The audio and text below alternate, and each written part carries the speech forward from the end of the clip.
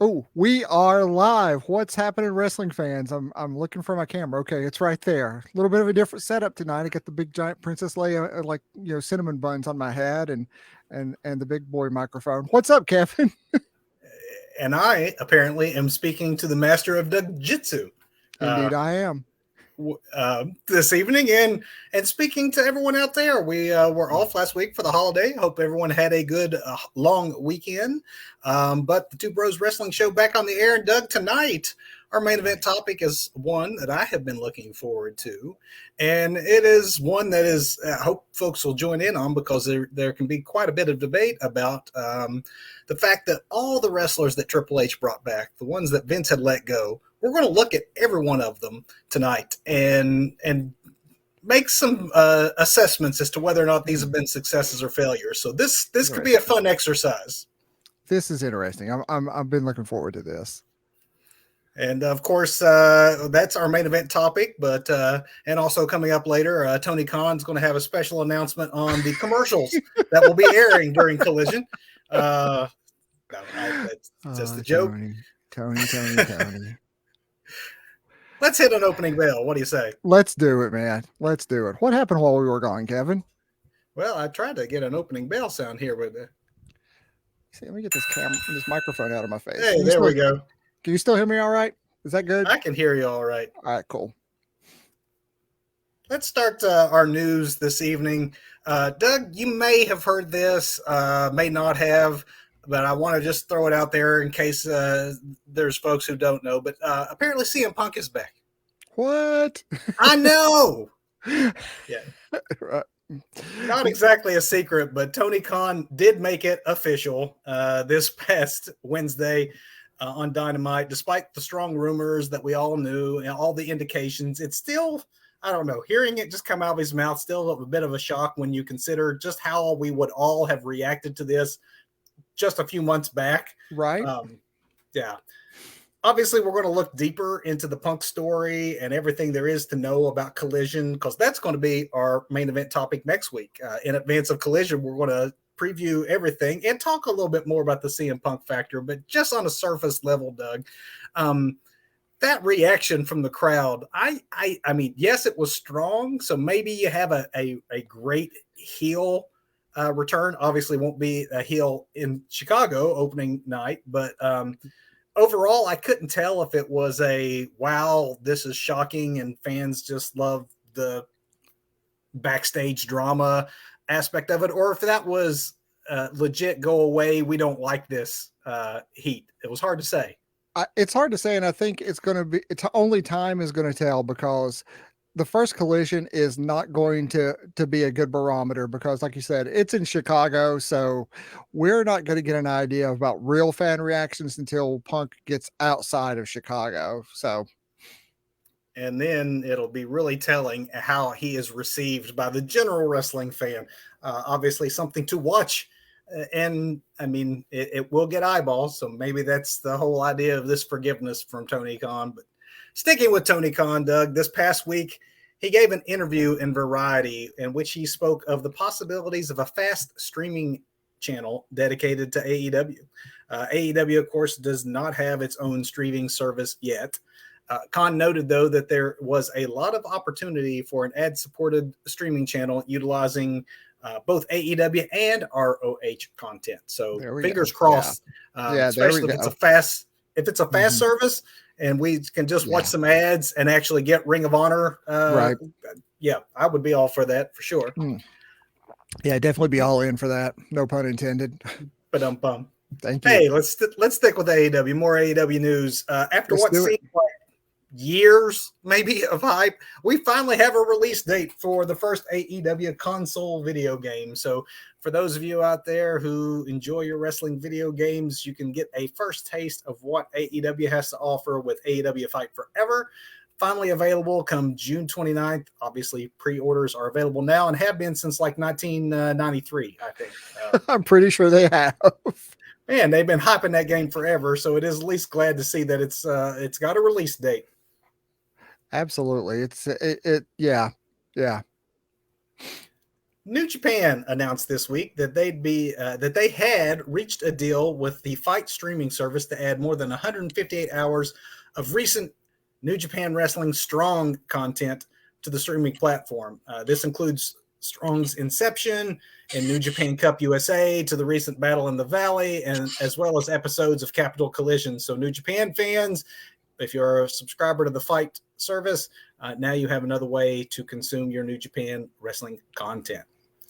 Moving Never going to on. complain. Never going to complain about more ways to consume New Japan. I thought you were going to complain about more wrestling, though. You do tend to complain about that. I do, but New Japan's an exception. I mean, Moving on to WWE. Juice start on tonight anyway. There you go. In a recent interview, Sami Zayn talked about how special the recent trip to Saudi Arabia was for him personally. He also addressed the fact that he had never yet appeared on one of these Saudi shows before. And while there had been plenty of speculation, including us included in that, as to the reasons why, mostly centered, of course, on Sami's Syrian heritage. In the interview, Sami said 99% of what has been reported on the reasons why he has never appeared were false. Though it would have been helpful, I should point out, if Sami would have actually given the reason, but he did not. Did you see this where I guess he did the Corey Graves podcast sometime after the Saudi show, and yes. Everything was scrubbed, where Sami did talk about why he hasn't attended in the past, and it was edited. Yeah, I guess it goes out live. I caught that on Wrestle Talk this weekend when they were doing some wrestling wrap ups. I believe it was Wrestle Talk. It was either Wrestle Talk or What Culture. But yeah, all basically all negative references, and they weren't even very negative references, but they were scrubbed from the other versions of the podcast after the first one went out. I'm guessing if you have that much financial stake in the relationship, they do not want to jeopardize it, even by someone speaking not so terribly, but still the truth. Their truth. Yeah, their truth. Exactly. If you've followed Sami on social, though, you would know that he does seem to be really truthful in his enjoyment of the trip. He got to visit the Wailing Wall. He saw cousins that he hadn't seen in 20 some years, a great uncle he didn't even know he had. That's it, because Sami had mentioned that he hadn't been there in like 20 some years or something like that. And just small things like that were apparently cut. I haven't heard the original or the edited version, so I can't speak to it firsthand, but that's just kind of odd. Very odd, considering that it was pretty much a positive thank you, WWE, for the experience. Wow. Oh, well, WWE's weird, Doug. Indeed they are, Kevin. Indeed they are. Speaking of weird in WWE, is some personnel news. Former WWE champion Bray Wyatt is reportedly set to return after mysteriously disappearing during WrestleMania season. His planned match, obviously, with Bobby Lashley did not occur at Mania, just dropped without so much as a mention as to why. Mm-hmm. Turns out we found out after the fact he was missing time due to injury, again, an unspecified injury, but he is supposedly set to return. And more injury news, if you've wondered where Braun Strowman has been, he posted this week that he had neck fusion surgery on Thursday. No timetable was given for his return, and we will definitely be talking both about Braun and Bray here in a few moments in our main event topic. And then meanwhile, Wyatt's former sidekick, Alexa Bliss, who had been rumored to be making her return along with Wyatt, is no longer a part of those plans. Nope. Bliss has been out for a while now, undergoing treatment for skin cancer, was supposedly on her way back, but this week announced that she and husband Ryan Cabrera are expecting. So their first child is due in December, so don't expect little Miss Bliss on your screen in 2023, but congrats to both Ryan and Alexa. Absolutely. Doug, let's end on this, what I think is probably the most bizarre news story that I heard this week. We don't usually delve into politics on this show, but we're going to – I know you're nervous when I – you're worried about the algorithm right about now, but we're going to make an exception. I thought I was the one we had to worry about with a hot mic. I'll be delicate with this. This one was just too good to pass up. Um, the controversial Congressman Lauren Boebert is apparently not the daughter of the Midnight Express's Stan Lee. Yes, you heard that correct. If you've not heard this story this week, Stan Lee has apparently taken a second DNA test to prove he is not the father of the Colorado representative, once again squashing claims made by the Republican politician's mother, mind you. The mother has long claimed that she had an affair with Lee and that the affair produced Boebert. However, a prior DNA test 20 years ago proved Lane was not the father, but apparently Boebert's mother was still suspicious, had doubts, and then recently those doubts were just legitimized by the fact that she learned the lab worker who took Lane's first blood sample had been convicted on taking a bribe to switch vials in a separate case. So hence the retesting. And the recent retesting, both Lee, Lane rather, and Boebert both took the DNA test, produced the same results that Lane is in fact not the father, and there is no word on whether or not a DNA test was given to Dennis Condrey, the man that Lee replaced in the Midnight Express. So that's my theory.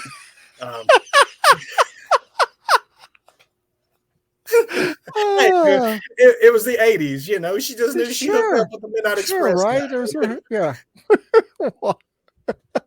I know, right? That story just was too good to pass up, Doug. Oh my. That's good stuff. Good stuff. But with that, a bit of humor aside, we'll get to some serious talk here in our main event topic, Doug. And that is the returns and rating those returns of Triple H. Obviously, the average fan, which we are not, and most anyone who is watching this is likely not the average fan either. We had some pretty strong opinions during those last couple of years prior to Triple H getting the book, as it were, with all of the incredibly talented people, a lot of fan favorites, a lot of internet darlings being let go left and right. I mean, it was just layoff after layoff after layoff. And once Vince McMahon was gone, surprise, spoiler, he wasn't really gone. But during that time that it appeared that Vince was gone, Triple H made a lot of hirings. And we all cheered because so many of these folks were favorites, fan favorites, making the return. However, not all returns have been equal. And so we're going to look at those tonight and try to be as honest as we can, not just personal feelings as to what we feel of the talent, but the effects, the booking, their part in all of this. Because apparently, and Doug, you may have heard this too, might be a good place to start. But there has been rumblings that Triple H himself has said to some of these returning talents that they have underwhelmed, and that part of it was on that he was disappointed in some of the efforts, I guess you would say, some of these individuals. Yeah, I think Triple H has had a bit of buyer's regret on some of his callbacks. So,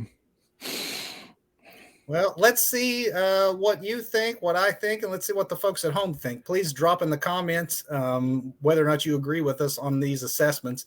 Doug, if it's all right, I'm going to actually start in a non-conventional place because this is not an in-ring talent, but I think that sort of secretly with some of these returns, I'm pretty sure we're going to call failures. I think this has been one of his more successful rehires. all right. And maybe it's a secret, kind of a sly one, in that maybe some people don't pay as much attention to the behind the microphone talents.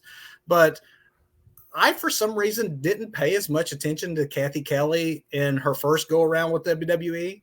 Kathy Kelly, though, has really done a lot in my mind to distinguish herself on this second go around with the company in her backstage segments. I think that she's pretty solid, pretty spot on, and very entertaining in the work that she does. So I think that she's been a nice rehire. And it wasn't like she was let go; she had left under the Vince McMahon era. And then when she returned in interviews, she made it pretty clear that she had remained close with Stephanie, and that she and Stephanie talked, and that is what opened up the door. So not very long after she and Stephanie worked out her return, did Stephanie find herself gone. Interesting. Very interesting. You know, I have to say that, I didn't even notice that she had gone or came back. I hate to say that. Well, maybe it's just me. She didn't even register with me, Well, I did maybe, not really pay a lot of. There's some like I always thought Renee did a fantastic job. I'm a yes, big Kayla Braxton guy. I think yes, that she's excellent. And Kathy, on the first go around, just I didn't pay a whole. I didn't thought she was fine. I never thought she was a hindrance of any sort. But yeah, on her return, I've paid more attention maybe and have been impressed. But I do wonder. Whether or not she's happy that she's back, because obviously we don't know why she left, but why she was so open to return.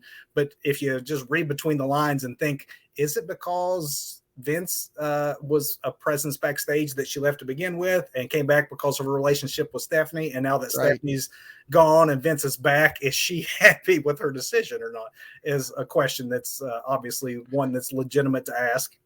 Okay, I had to Google her because I wasn't really sure who you were talking about, and I'm still not sure after I Google her. I don't know who this is. Where is she? Is she- Pay how attention. She's Monday how Night Raw. Is she's Monday's Night how Raw. have I missed this? I think the only thing I can talk about that sticks in my mind with the WWE product right now is the Bloodline stories, but completely We're in missed for her. a long. We're in for a long night. All right, let's try this one, Doug. Emma, Okay. have you heard of Emma? Yes. Yes. Okay. Emma.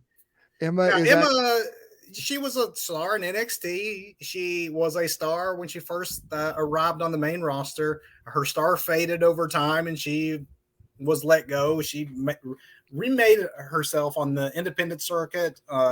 She remade herself in Impact as was Tennille Dashwood, her real name, mhm. right? Yep. And then she got rehired, Doug, and she is a part of the TV product on a decent amount. It's not like she's just occasionally featured. But I would question. Maybe it's a bad sign when you make your re-debut and they put you in a squash match against Ronda Rousey. Maybe that was telling. Yeah. Yeah, and here's the thing too. I think the Emma character needed so much rehab from what the WWE, the Joe Average WWE fan base knows of Emma that doesn't know of Tennille Dashwood's activities outside of the WWE. So it's almost like two completely different characters, and I'm not sure that rehab has been done. Like you say, it squat brought back in a squash match against Ronda, and I mean, it is Ronda Rousey, so if you were a glass half full person, you could say, "Well, look, they're introducing her against one of the bigger female stars that they have," but to not give her any right. offense, and then to do nothing with her really since then, because honestly, she's not even really. Is she a wrestler anymore? She's more known now for being the sidekick of Madcap Moss, her real life, Yeah, yeah, exactly. Her real life relationship. companion. So, yeah, I wonder if a lot of these folks we're gonna talk about tonight, it's more of Triple H doing the old school Vince McMahon thing and recognizing the talent these people have and scooping them back up before they go elsewhere or before their contracts can renew elsewhere, him collecting his toys because he sees the potential in them, but he's in a situation now where he can't do everything he wants to do for whatever reasons, that may or may not involve a French vampire. But even before that, I Yeah. think he's got a lot to work with and a lot of I don't know. I think we're gonna see this a lot tonight. That big stars elsewhere they come back to WWE and then they're not so much, or their characters don't necessarily transfer back over. Or you have the Tennille Dashwood situation where the character that she was when she left WWE is a completely different character than she was on the Indies and in the other promotions, and then you bring her back as Emma, the bubble dance and girl. and That's what then I think of Emma to this day. Bubble dance girl that hangs out with Santino. and that was a long time ago. And the reputation you speak of on the Independence and an Impact was based on her ring skills. Yes. She hasn't really had a long form match yet to show those skills. It's still been funny skits. Might not Hmm. be Bubble and Santino, but it's still Madcap Moss and more, backstage hijinks than it is anything memorable in the ring. So I Hmm. would say this one, for the most part, has been a thumbs down for me. Yeah, concur wholeheartedly. This next one, I think, is also kind of a thumbs down for me, and which I hate because I saw so much potential in this guy, and I don't think he's connecting with the average fan yet. But I think part of that is the booking, and maybe it'll shift here. But let's talk Dexter Loomis, who has a very unique gimmick to begin with. Um, but he was over big time in NXT, had a nice long drawn out storyline there with Indy Hartwell, and became part of like the way with Hmm. Johnny and Candace and Austin Theory. I mean, it was a great entertaining program where he did do the comedy bits, but he also was a menace. I mean, it seemed like a scary legit dude in the ring. And thus far on the main roster, I mean, he had a sort of going somewhere, maybe program with the Miz there for a bit, Hmm. which was kind of, I mean, I guess mid card, but I guess as an introduction, Miz is sort of a gatekeeper. That I was fine with, but then it didn't really lead to anything for Dexter. It absolutely didn't. It did not. And we've seen this dude live, and Yeah, live is a very unique experience. This guy has such a presence about him and totally embodies this like weird, like psycho, weird character. And it really comes across live. It comes across, I think, as slight bit cheesy when you get him on Raw for some reason, though. And then I don't know. You're right. I think things just did not click with this guy and like a main roster audience, whereas maybe the NXT audience was a bit more into it. yeah. But I think this is also I don't. I still think there's time to rehab this character. I don't think the Emma character can be rehabbed at this point. I think Tadale Dashwood is not going to be that star she was on the Indies. She's not going to get that chance to shine. This dude, with some tweaks, maybe.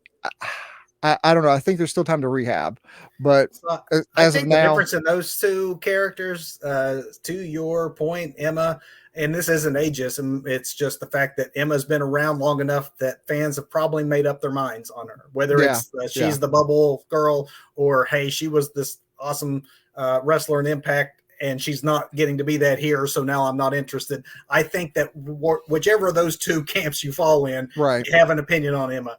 Dexter Loomis, yes, the NXT crowd was into him, but they saw him every week, and it's a hmm, small sort of cult-like atmosphere, sort of an old ECW studio wrestling feel. yeah, It's a lot yeah, of the same folks that come back, get into the product, and Dexter was a big part of that.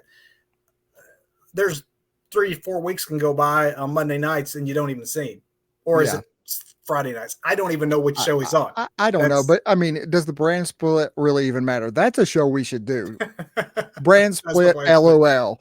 But anyway, But yeah, I think that Dexter.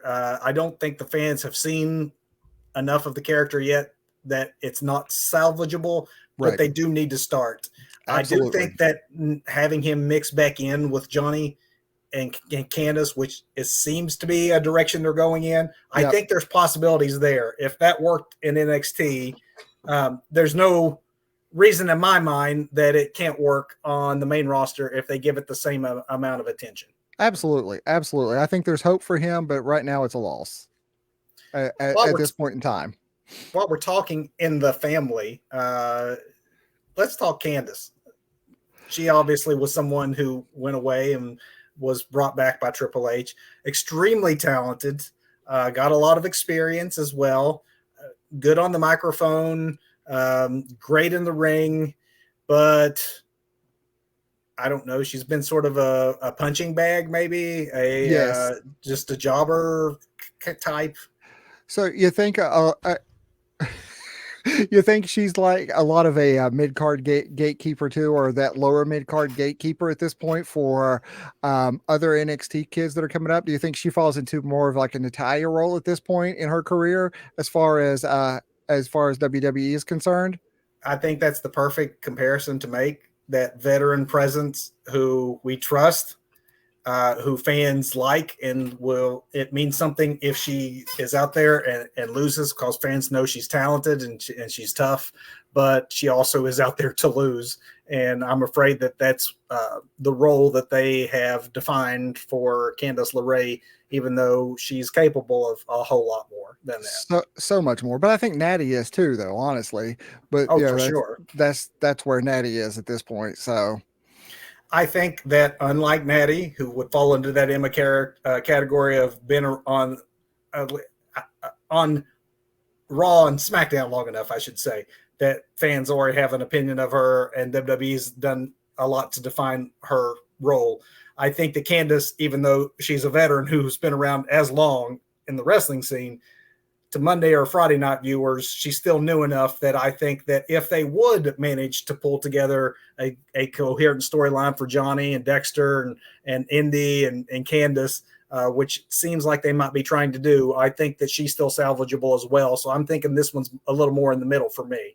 yeah, that's what I'm thinking too. I think, I said this a long time ago about Sammy. This is kind of his place in the company, and he's cool with that. So I've got to be cool with it. Things drastically changed since I said that about Sammy, but is that where we are with Candace now? This is where she is, and she's cool with it.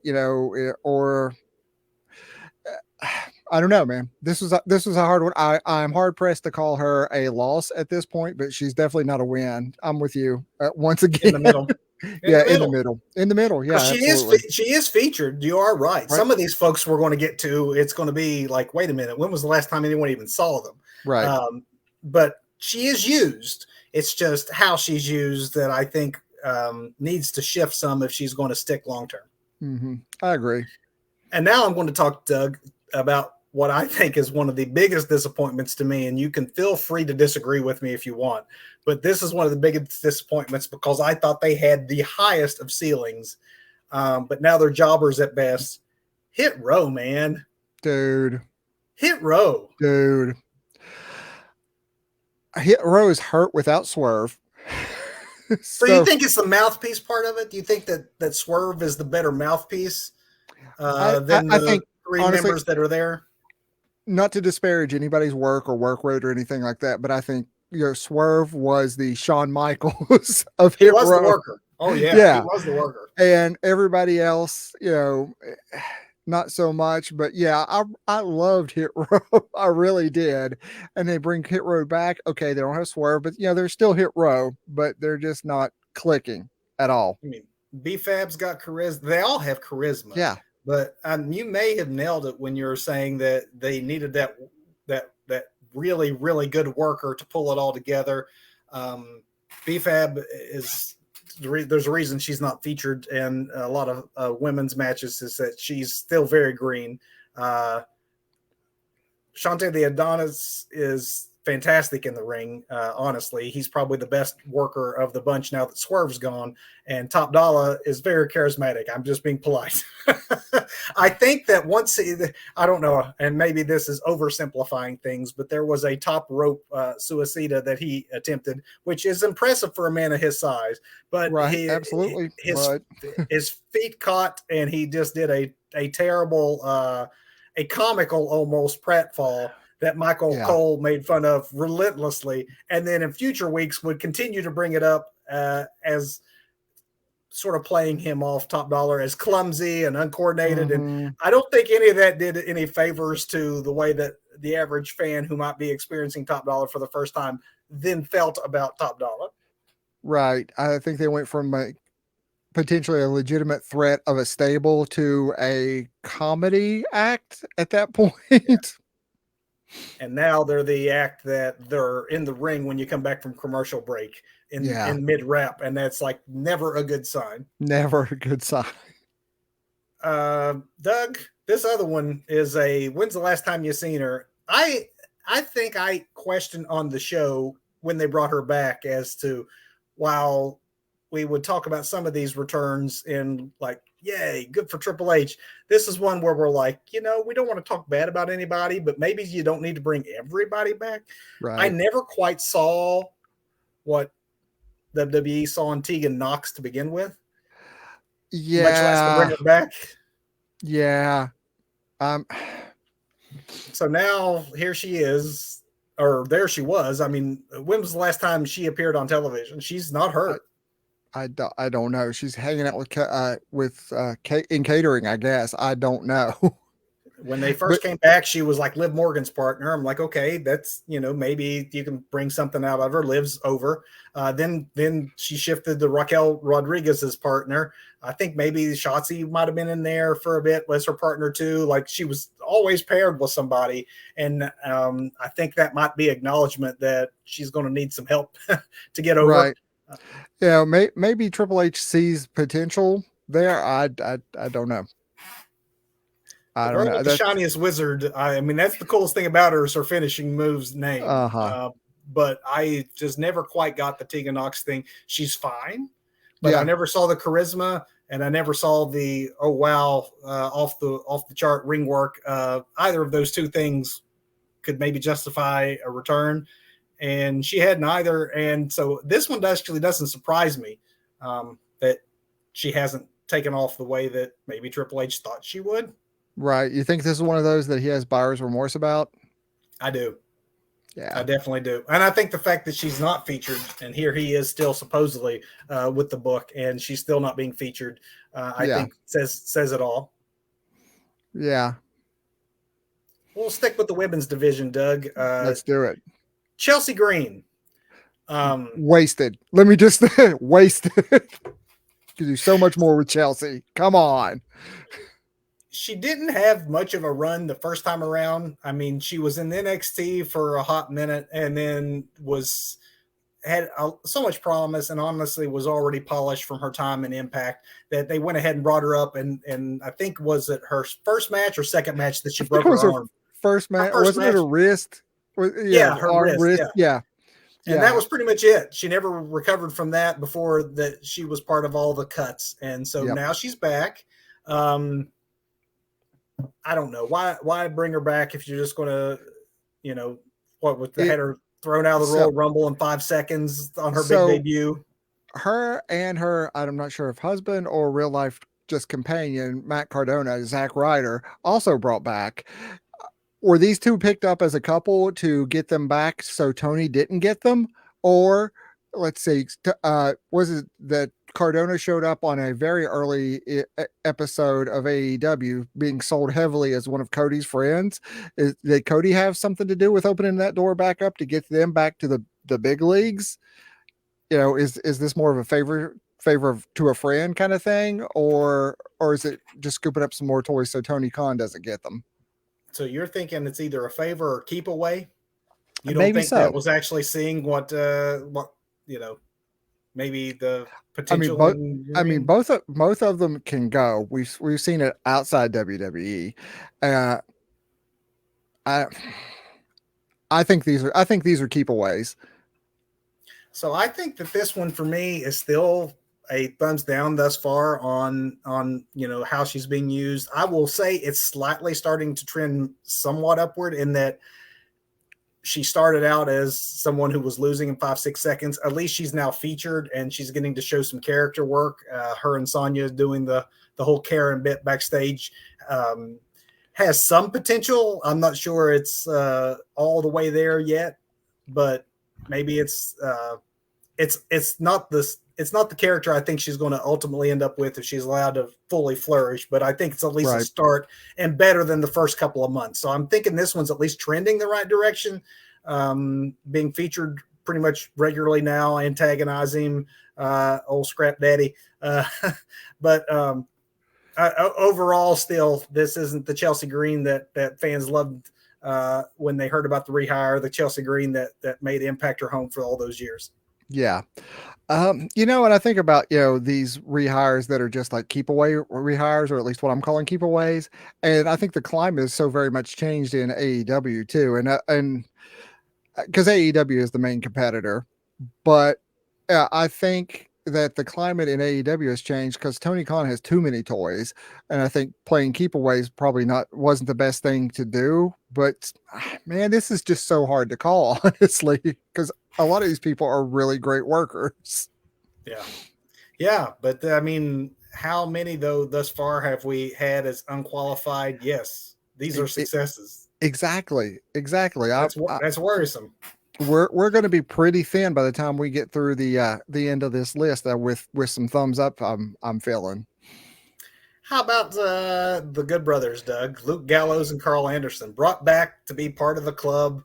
Uh, I think that it hurt them to not have AJ Styles around where he was off for injury for most of the time that they, had returned.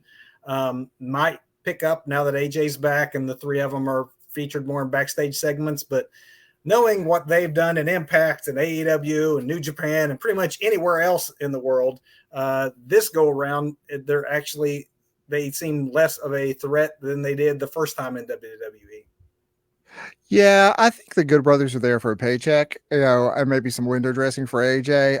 And that's about all they're going to do while they're there, and then they'll bounce to New Japan, maybe back to AEW for a while. I think these two dudes are good wherever they go, and are just kind of riding high, and enjoying themselves right now. So I can't say that these are good, these are bad. This is just kind of the middle of the road, and I think they're cool with that. So you're And saying they're like the Hall and Nash of their day. They're just there to collect yeah, a paycheck at this point. At this point, I think in WWE, I think if they go to AEW, they're clearly they've got a lot of Bullet Club friends in WWE at this point. They go over to AEW, they've got Bullet Club friends there. They're just hanging out with their buddies, having a good time and enjoying themselves, and just happen to be making money along the way. So it's a win-win for these dudes wherever they go. So you think this one's good? I think I'm in the middle with it, as far as, I think they're good with it. So like with Sami Zayn back in the day, if he's good with it, I have to be good with it. Could they do more? Absolutely. But this is where they are. And I think they're good with it. So for me, I am going to call this one a win because like I say, if they're good with it, I gotta be good with it. So good job, brothers. A first disagreement of the night. That's all right. Yeah. There's weeks they haven't even been featured, but maybe now that AJ's back, maybe I think they're trending in the right direction, kind of like Chelsea is, but still overall underwhelming for me anyways. Here's another borderline performance for me, Doug. And that is the monster among monsters. We mentioned him earlier and we'll wish him well coming back from his neck fusion. Braun Strowman. I'm actually thinking slight thumbs up. I know that, at one point in time, he was a semi main eventer, at least was touching the upper mid card, lower main event scene as an unstoppable beast.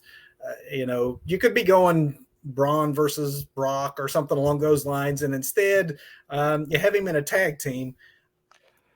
The tag team is better than I would have expected it to be. That whole big man, small man dynamic of one brings the power and Ricochet does the pretty flips and the acrobatics.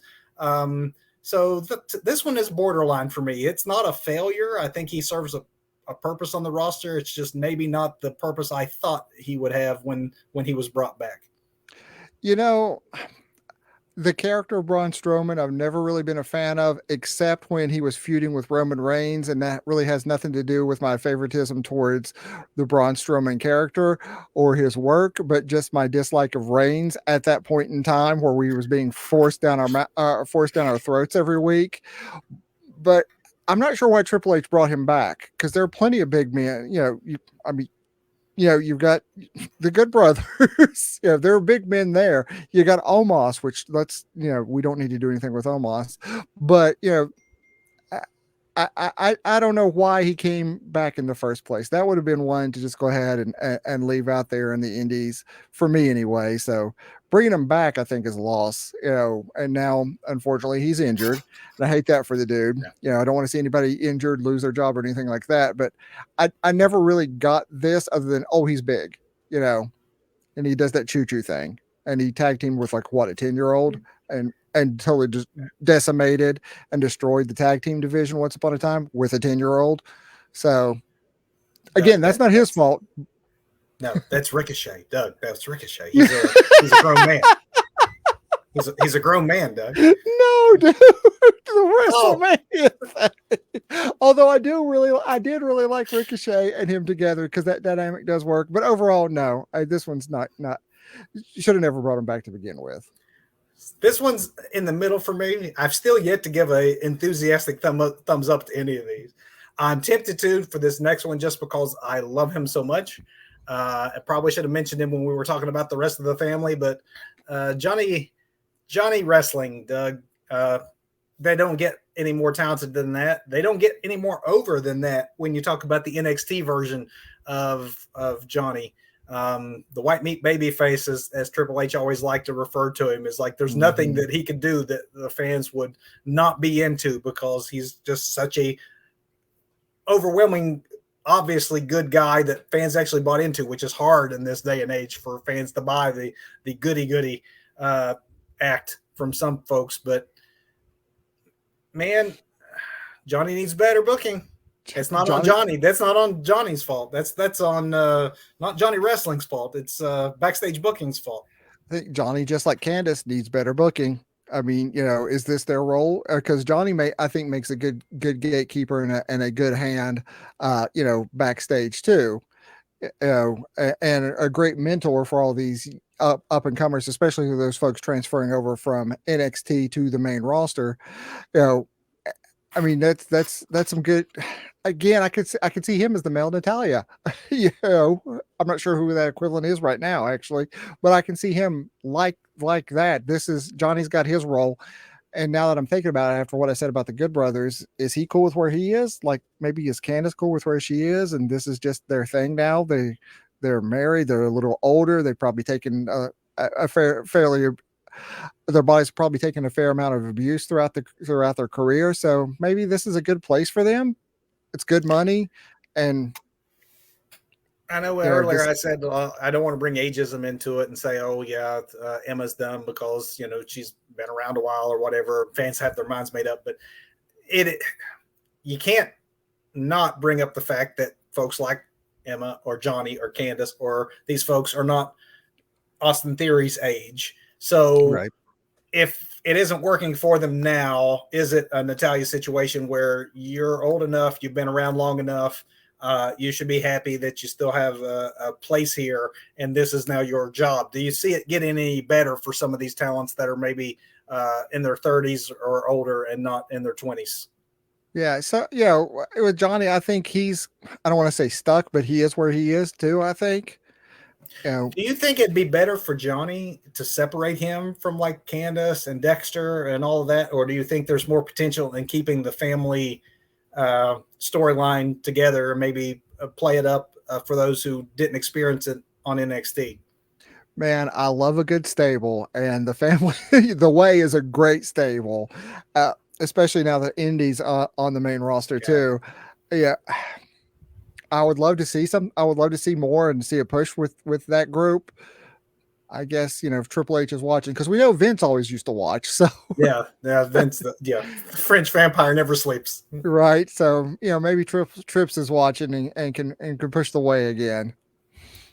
So this next guy, Doug, has the look. He has the character. He has a gorgeous manager. He has one of the coolest entrances in wrestling, and I say all that to say that once Karrion Kross gets in the ring, he's never really had the polish in the ring to stand out, and he doesn't do anything to embarrass himself. But he also doesn't do a whole lot to go, wow, that was a 4-star match or over, and so therefore, I think part of the reason Karrion Kross has fallen into the mid card, I think, might be his own doing. And this might be, again, speculation only, but when we hear rumors that Triple H has been disappointed and has told some talent he's disappointed, I don't know why Karrion Kross was one of the first people to come to mind, because I think that Triple H saw the presentation, which has everything going for it, and just thought he'd figure the rest of it out. And that part might be on Karrion Kross. Yeah, I hadn't really thought about it like that, because I think Karrion Kross is lost in this callback, and he was honestly, he was lost in his first call up when they completely flipped the character into some sort of, I don't even know what that was, and then they bring him back properly, and he's just kind of, a lot of these folks really have got lost in the mix, like in the mid card there. Yeah. And you know, I'm going to agree with you that Karrion Cross it's on him, you know, because he's got the entrance, he's got the look. Although I think he is a more intimidating physical presence with the bald look. I like the shaved head a lot better. No real reason for that, but just a personal preference of mine. But Okay. right. But yeah, I think maybe that is on him. Maybe I you will. think maybe in other promotions he got a little bit easier because they aren't as, I don't want to say not as professional, but say maybe not as demanding as far as their performances go as WWE is. You think it's been a hard road to hoe because he's had to conform to a WWE standard? I think that there's something that could be said for that. Yeah, I think that maybe big fish, small pond. Mm-hmm. Um, you have the look, you have the character. Wrestling history is filled with folks that were over that weren't the best in ring workers just because they had everything else. You don't have to Right. be Dean Malenko because Dean Malenko wasn't a character, so you could knock Mm-hmm. Dean on that. Um, Obviously, Karrion has more presentation than he does in ring, but these days that is a harder standard in WWE or AEW because they're so crowded with guys and gals who have both. Um, so I think Yeah. you almost need both to stand out. Maybe you don't need both to stand out in Impact or Ring of Honor or um, Indies, obviously. But I don't think all is lost. At least, you are right. At least you could say that they got the character right this time, which they didn't get right the first time. So I think there's still possibilities in Cross. He just needs to figure it out, and he needs some wins over the likes of your Braun Strowman's, for example. Put him over some because I think at this point we've seen Karrion lose so much that we don't take him as a threat. Right. Fans don't take him as a threat, so that's working against him too. Yeah, I think he could still be rehabbed. I mean, I think the character was pretty much instantly rehabbed when he came back as Karrion Cross and not that like leather clad warrior, ridiculous gladiator, whatever that was. And the presentation is there, the look is there. I think the work is there. It just needs polished. But when you're in the WWE, being needing that polish is not good enough unless you're 7-8 foot tall. Then you just need the look apparently. But Well, this next person isn't 7 feet tall, but she definitely has an intimidating look and didn't really get going in her first go around. And I'm not sure you can say she's getting going in this second go around, but Mia Yim, or Meechin, as some like to call her. I Uh, don't. Yeah, I don't get that one either. Yeah, that uh, doesn't help, right? it doesn't, especially when it's interchangeable. Like pick one, Yeah, everybody. Just pick one. Don't call her yeah. both on the same show. I love that they tried to explain why she's both, as if by explaining it and referring to her as both, we would eventually all buy into it. But what we would Mm-hmm. buy into would be some significant wins. She was brought into the club, which probably didn't help her because shortly after being brought into the club, AJ's hurt. The Good Brothers go wherever the Good Brothers go when they're not on TV. So Mia has been sort of a non-factor. So I guess now again AJ's back, so you see more Luke Gallows, you see more Mia Yim as a result, but you usually see her at ringside or in skits, segments backstage, and not so much in the ring. I don't know if there's enough to distinguish her in ring work or there's enough character on her own there. I guess that remains to be seen. But for me, Mia Yim's a miss right now. Yeah, I gotta agree with you there. She is part of a great stable that's just kind of there doing their thing. Maybe she's like the Good Brothers at this point, and is just Happy? just there. Although she seems like somebody to me, that would want more. You Yeah. know, I mean, not that we're hanging out. Me and my wife and her and Keith Lee, we hang out all the time. So that's not happening. But it seems like she just seems like somebody who would want more and not be happy stuck where she, not necessarily that she's stuck, but like the Good Brothers, I really think those dudes just show up and get the paycheck and they're cool with that. Well, the Good Brothers have a reputation around the world. AJ Right. Styles is AJ Yeah. Styles no matter what. Exactly. You can bring AJ Styles back like they just did and put him in a world title match. Right. Like, yeah, because he's AJ Styles. Mia Yim doesn't have that name yet and that Yeah. recognition. And so, she needs it and they Yeah. don't. Yeah. So yeah, you're probably right. She probably wants what they have, and she's not going to get that in her current situation. No, I mean, she's going to get a little bit of rub hanging out with, Bullet Club members, but where does that go? What does that get her? Doug, this next one for me is actually, to my surprise, looking at my list here, this is the first ones I'm going to say thumbs up to. This is the first ones I'm going to say has actually been successful in their comeback, and that's Io Sky and Dakota Kai. I want to put them in together since Damage Control is a faction. I'm going to group them together since they came back together. But honestly, I wouldn't have thought Io Sky or Dakota Kai would flourish on the main roster the way that they have. But I think that they make a great female faction, along with Bayley, of course. I think they did well in their tag team title runs. I think that there's a lot of potential, especially for Io and a singles run, hopefully here in the near future. But I've very much enjoyed the faction, very much enjoyed the tag team. I'm not sure what the future has in store for these two, but I think that unlike most of these others on my list, I don't feel so worried about their position on the card or their jobs. I think that they're in solid footing. You think out of the two, do you think that Dakota Kai may be the Marty Jannetty of those two, though? If I had to pick, if it's one of those who's the Marty and every team has to have a Marty, I Every think team that has there's to. more ceiling for Io Sky. Yes. Yeah, I do too. I think EO is a bigger win than Dakota. Although Dakota, especially with her facial expressions, the way she Yeah, just she's sells, good. that just her disgust and she's a great heel, and I do like that. But you know, I felt like they could have done more with Damage Control. I mean, you've got Bayley to mentor these two girls. I mean, I think what we're eventually going to see is EO, a full face, title holder in EO. I don't know about Dakota though. Yeah, I don't know, and I'm going to backtrack on what I said because I'm not sure there is a Marty in this team because Dakota is not only great in the ring, but you're right, her facial expressions and things are spot on.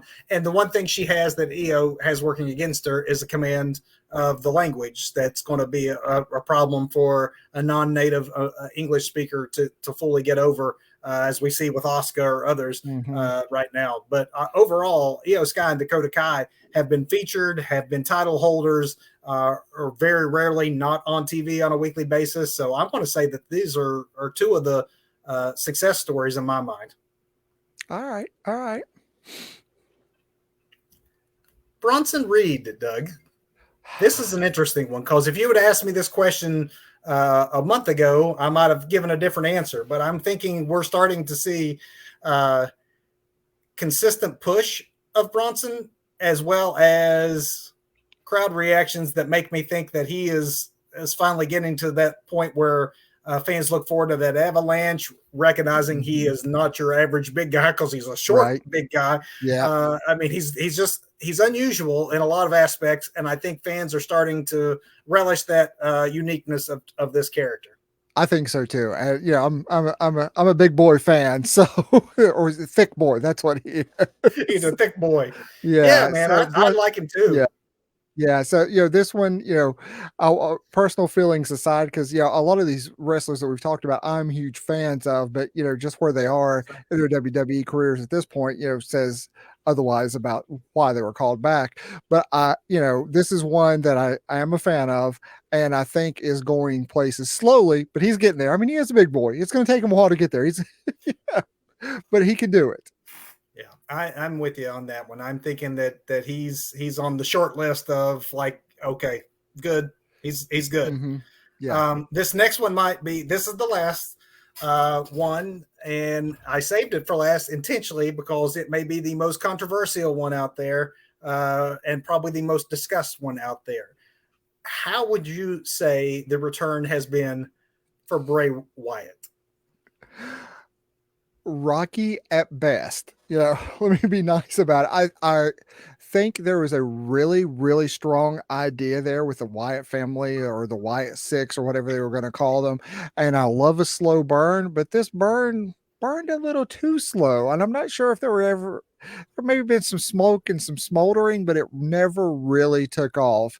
And then when you have Uncle Howdy missing LA Knight by a country mile with an elbow drop from like 20 feet, that doesn't do anything to push that whole narrative forward. And then whatever's happened to him in the meantime, I don't know. I think once upon a time I said, they've got Wyndham Rotunda, this wrestling genius, very much like a Matt Hardy who creates these characters and you can just turn them out and don't know what to do with them. I'm not sure they know what to do with them, or they like gave him too much reign. Maybe he needs an editor. I don't know. Something did not click, and something it just has not clicked this time around. I don't know if they expected like Fiend energy as soon as he got back, but he wanted to go a different way, which I applaud him for that. I think it was time for a refresh. But overall, it's not been what I would have wanted, and I'm pretty sure it's not what he would have wanted. So I'm even having a hard time calling this up or down. I want to say in the middle, and it's not the like lukewarm in the middle, like the way some of these are. This is I think it was strong at times, and then some bad luck. Injury takes you out before Mania. It's hard to, I don't then think that any of these folks we've talked about came back with more fanfare than Bray Wyatt. They definitely featured Bray Wyatt. It wasn't like a Tegan Knox or some of these others we talked about where we brought you back and then do nothing with you. They put him immediately in the main event. Fans reacted.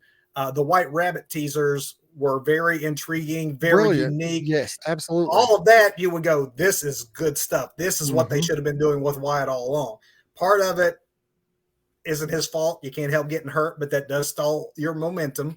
The curious nature of not even talking about it on TV makes you wonder if there was more to it. There's a reason why they don't just talk about the injury. Is there problems backstage? Which was something that had been rumored with his first go around. So there's definitely been a stalling in his momentum, which maybe had hijacked it completely.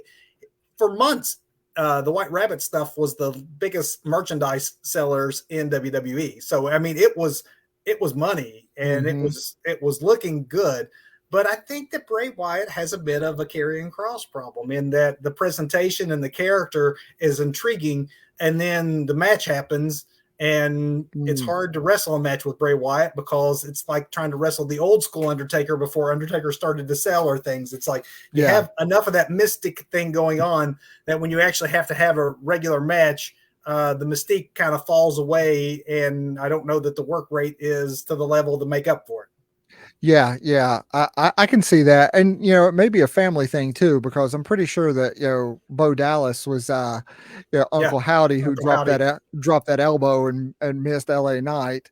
And you also have, Bray allegedly injured. I don't know why I'm saying allegedly. That's what we've been told. But, some sort of medical condition has kept him out. You have a potential for a return with Alexa Bliss to bring her into the family. She's out pregnant. Liv Morgan, potential member of a Wyatt Family 6 or whatever it's going to be called, injured now. A lot of bad luck. Yeah. I mean, truthfully, I think that Bray Wyatt is one of those that'll be fine though, because he is so good at character work and different characters as he's shown through time that he will reinvent himself again if he has to, and will be okay once the injury situation clears. When he comes back, he's not going to be at the mid card or opening act. He's going to be pushed towards the main event again. He'll have significant things to do. He'll sell merchandise. I think he'll be fine. I just think up to this point, it's definitely been either really hot or really cold or just head scratching. So it's hard to call it an unequivocal success, even though long-term he's going to be okay. Doug, we've had this is 15-ish people that Triple H has brought back. I know we had a few disagreements, but even with those disagreements, maybe 3 or 4 of those are unqualified successes and the others are either thumbs middle or thumbs down for both of us. Yeah. What does that say? Is that booking and Triple H's fault? Is that the talent's fault? Is that too many toys and not enough time? What's the issue here? Why are this not working?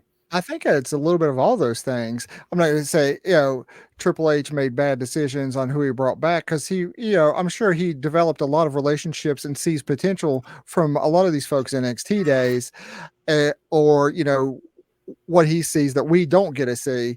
He sees something in these folks, but I think he does have buyer's regret on some of these folks at this point, and that's on them, not on Triple H. And then you also have creative to blame, or not really blame, but I mean, because again, how much talent do we have? How many hours of TV do we have a week? And honestly, how much of that's dominated by the bloodline? You know,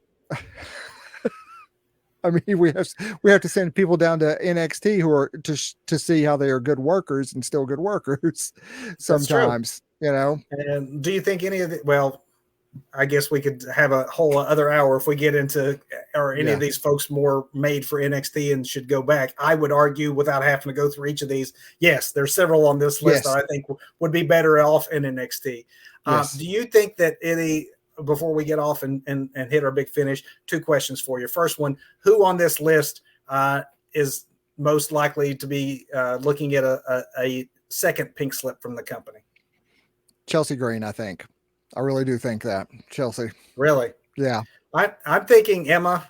I'm Oh, yeah. thinking I'm thinking Emma is very likely, and I think Mia Yim is likely. I don't know what it says that we all picked that we picked three Yeah. female, but I think that of this group, they're the ones that are being either misused the most or not used Mm-hmm.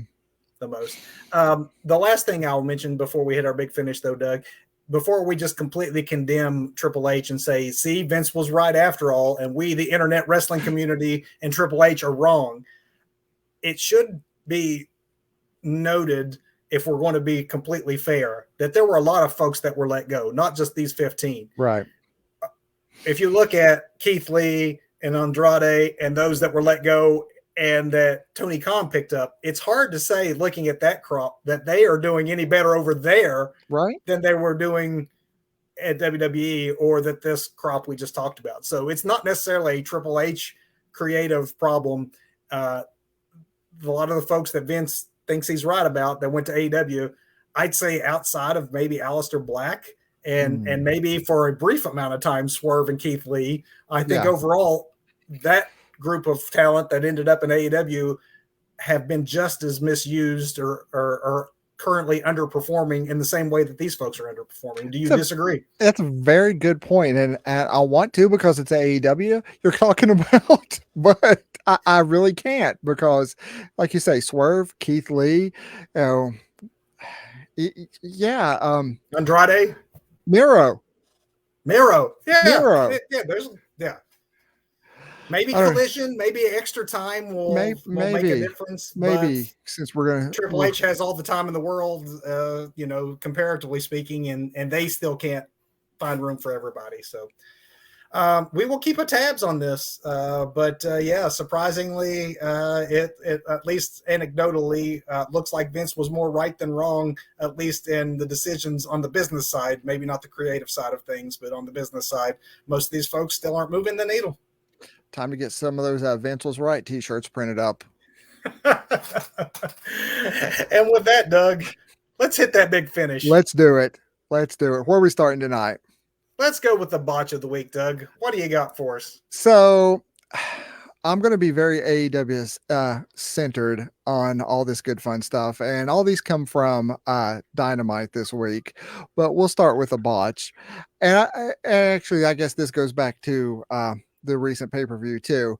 But if you're going to have this like basically blood feud with Jericho and Adam Cole, where Britt Baker's involved, you make the match that was on Wednesday night that pay-per-view match where you've got a singles match with Adam Cole and Britt Baker, Jericho, Saraya, Paige, Chris Jericho. That's right, buddy. You make that the pay-per-view, and you don't put it on after the pay-per-view.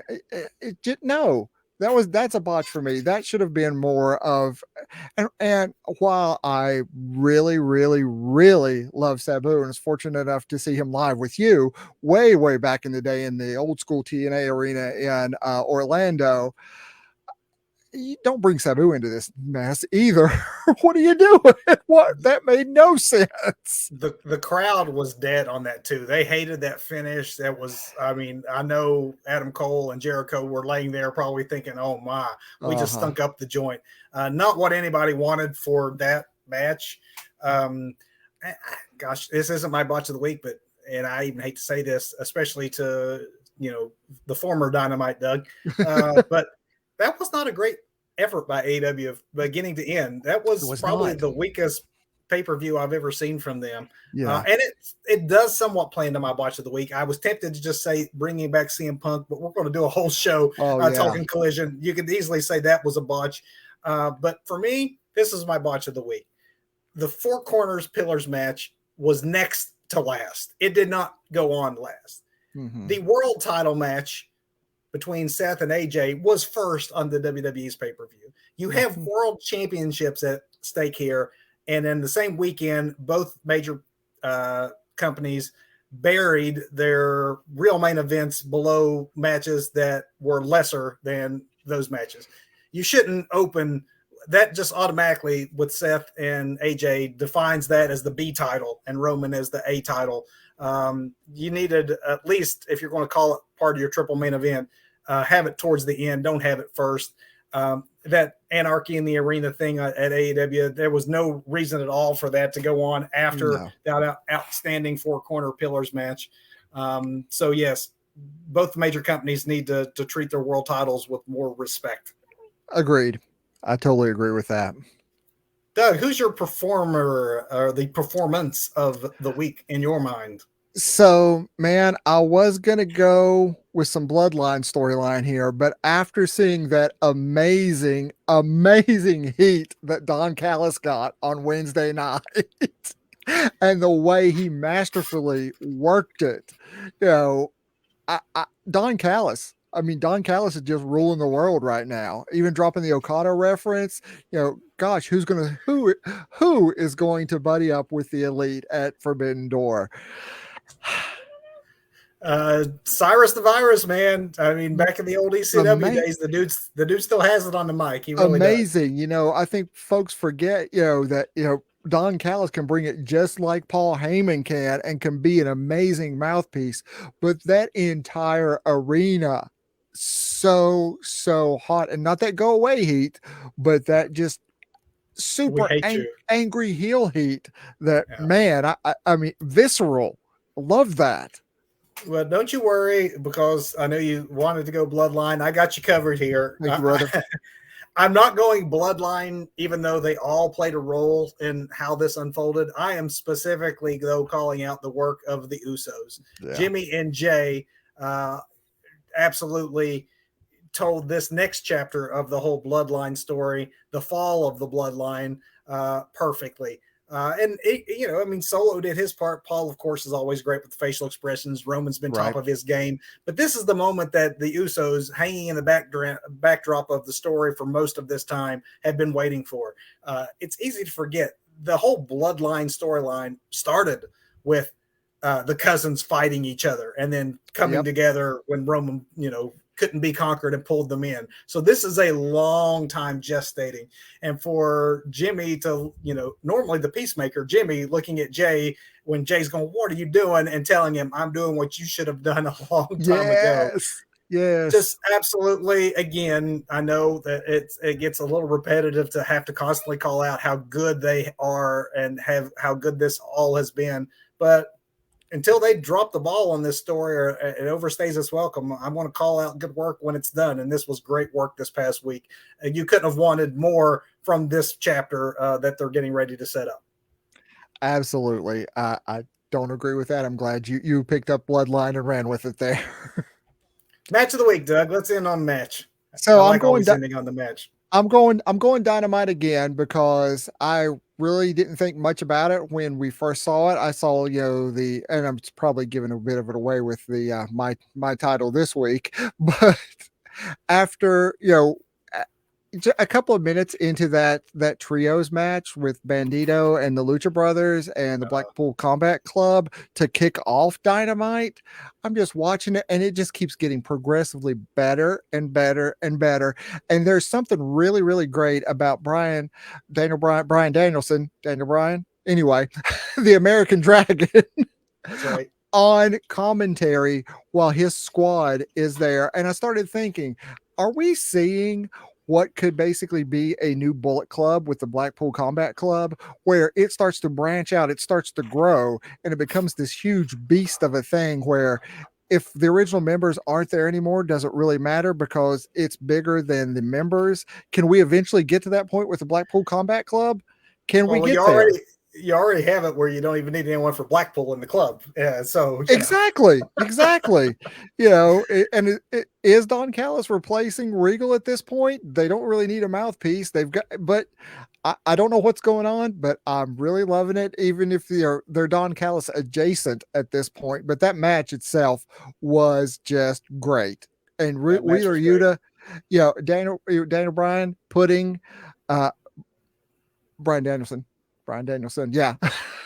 Putting over Wheeler, it was just great, top to Great. bottom. I mean, you've got great workers like Cesaro, formerly Cesaro, and Mox in there, and then the Luchadors on the other side. I thoroughly enjoyed that.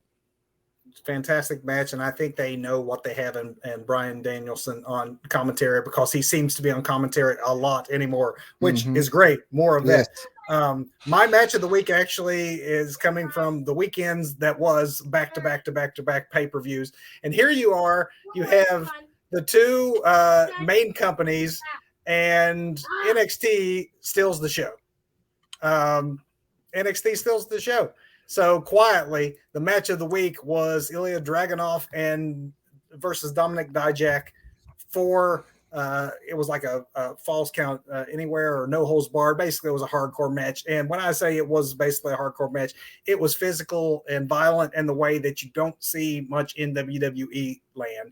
And here, the two more higher profile offerings from the two companies, while having their good moments, also had their problems. I think these two stole the weekend. And if you didn't pick up on NXT Battleground, go back, especially to watch this match. It sounds like a lot of people unfortunately didn't pick up on NXT Battleground. It sounds like the counter programming really bit WWE on the rear in this one. It did not work, at least according to plan. I guess the Mm-hmm. argument can be made: how much did they really venture when you don't have to worry about pay-per-view buys and you put it on your streaming service? True Uh, story. but it didn't take away from AEW, who did It have did a not. strong night, at least buy rate wise. Yeah. Creative wise, I will say they didn't have their best night. No, they did not. No, With that they did not. said, Doug, we are going to talk AEW next week. As you can see on our scroll, that is the upcoming programming, folks. Next week, we're going to preview AEW's Collision. Maybe you've heard that it's coming. We're going to tell everything we know about Collision, what we can expect, what we like about the concept, what we don't like about the concept, and we'll get you ready for Collision next Sunday night live here on Facebook at 8 p.m. Eastern Time, on demand on our channels elsewhere afterwards. Leave your comments, like, subscribe. Thanks for joining us. Thanks, everybody. Now go watch some wrestling. There's plenty out there to watch.